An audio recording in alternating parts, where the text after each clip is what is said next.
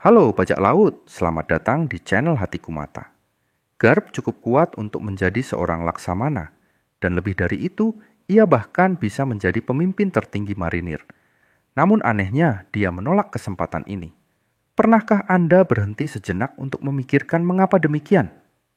Hari ini saya akan menjelaskan semuanya kepada Anda. Sejak awal One Piece, Garp telah menonjol sebagai karakter spesial. Ia memiliki kekuatan luar biasa, pengalaman tempur yang patut ditiru, dan rasa hormat di kalangan marinir. Jadi mengapa dia tidak pernah ingin naik pangkat? Jawabannya ada hubungannya dengan kepribadiannya dan cara dia melihat dunia. Untuk memahami lebih mendalam, kita perlu mengingat apa artinya menjadi seorang laksamana. Pangkat ini bukan hanya untuk yang terkuat, tetapi untuk mereka yang mewakili keadilan marinir. Seorang laksamana harus mengikuti perintah pemerintah tanpa bertanya dan memastikan bahwa semuanya tetap terkendali, bahkan jika itu berarti membuat keputusan yang tampaknya tidak selalu adil. Selain itu, salah satu tugas utama laksamana adalah melindungi para naga surgawi yang merupakan bangsawan paling kuat dan arogan di dunia. Dan disitulah masalahnya dimulai. Garp bukanlah orang yang suka mengikuti perintah secara membabi buta. Dia mempunyai cara berpikirnya sendiri dan selalu lebih suka memperjuangkan apa yang menurutnya benar, tanpa terlalu mengkhawatirkan aturan dan hierarki.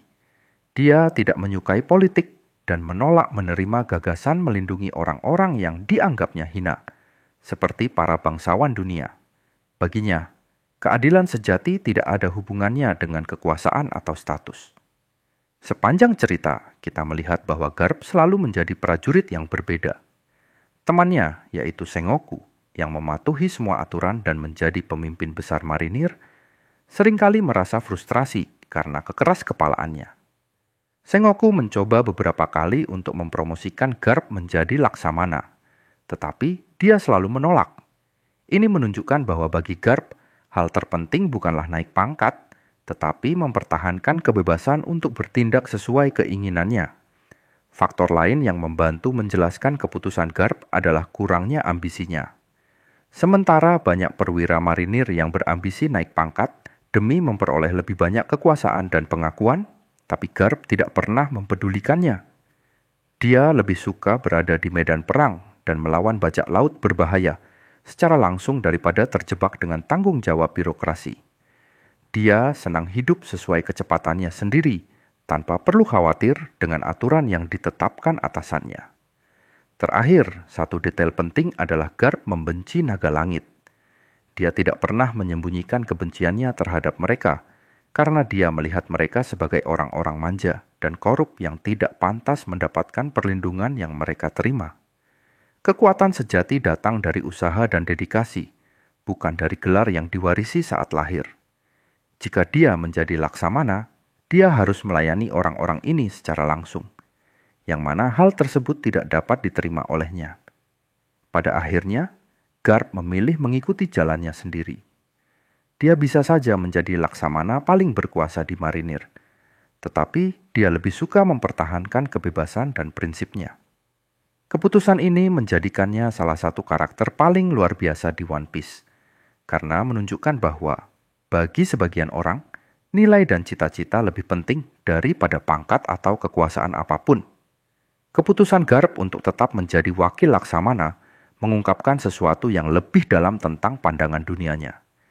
Dia memahami kelemahan sistem dan tahu bahwa pemerintahan dunia dan marinir tidak selalu menegakkan keadilan sejati.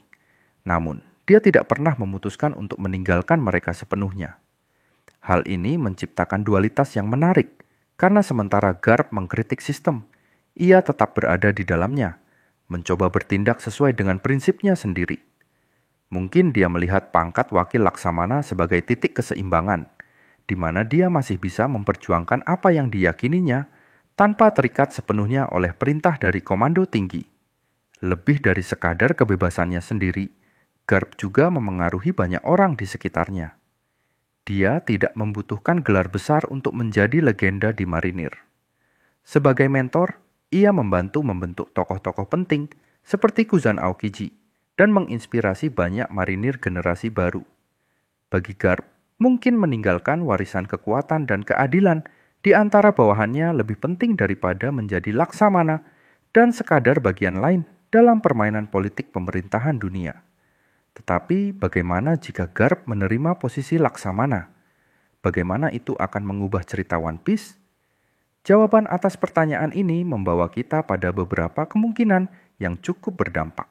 Jika Garp menjadi laksamana, ia akan dipaksa untuk mengikuti perintah langsung dari pemerintah dunia. Tentu saja, kekuatan dan reputasinya mungkin memungkinkan dia untuk melawan aturan sampai batas tertentu. Tetapi pada akhirnya, dia tetap harus melaksanakan perintah yang bertentangan dengan cita-citanya. Sebagai wakil laksamana, ia memiliki lebih banyak fleksibilitas untuk bertindak sesuai dengan rasa keadilannya sendiri. Tetapi sebagai laksamana, ia harus tunduk pada kemauan sistem. Hal ini dapat merampas kebebasan yang selalu dihargainya, dan lebih dari itu, dapat mengubahnya menjadi sekadar prajurit pemerintah biasa yang tidak mampu membuat keputusan sendiri. Masalah besar lainnya adalah hubungannya dengan naga langit. Sebagai seorang laksamana, Garp akan memiliki tugas untuk melindungi mereka, sesuatu yang selalu ia benci. Para bangsawan dunia mewakili segala sesuatu yang dibencinya, hak istimewa yang tidak diperoleh dengan usaha, kesombongan, dan kekejaman. Bahkan jika dia mencoba mengabaikan perintah tersebut atau bertindak memberontak, hal itu akan membahayakan posisinya, membuatnya dianggap sebagai masalah di dalam marinir. Bahkan mungkin ada skenario di mana Garp terpaksa mengkhianati prinsipnya sendiri demi mempertahankan pangkatnya, mengubah hidupnya menjadi dilema moral yang terus-menerus. Sekarang bayangkan bagaimana perubahan ini akan mempengaruhi keluarganya sendiri. Garp selalu menjadi orang yang menjunjung tinggi keadilan, tetapi ia tidak pernah menempatkan kesetiaannya kepada marinir di atas cintanya kepada keluarganya. Dia mencoba membimbing Luffy dan Ace menuju jalur marinir, tetapi tidak pernah memaksa mereka untuk mengikutinya. Kalau saja dia menjadi laksamana, sikapnya pasti jauh lebih tegas.